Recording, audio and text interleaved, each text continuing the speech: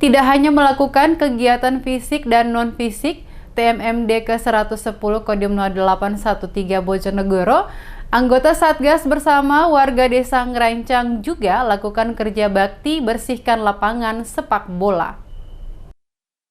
Untuk bisa dimanfaatkan sebagaimana mestinya, anggota Satgas TMMD ke-110 Kodim 0813 Bojonegoro bersama warga desa Ngerancang lakukan kerja bakti bersihkan lapangan sepak bola.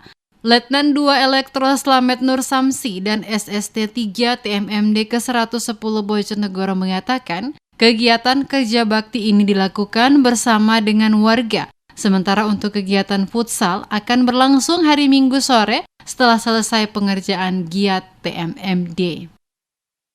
Kita membersihkan lapangan sepak bola ini bersama warga masyarakat untuk besok pada hari Minggu sore kita setelah melaksanakan kerja di sektor masing-masing, kita berolahraga bersama masyarakat desa untuk mengadakan futsal bersama.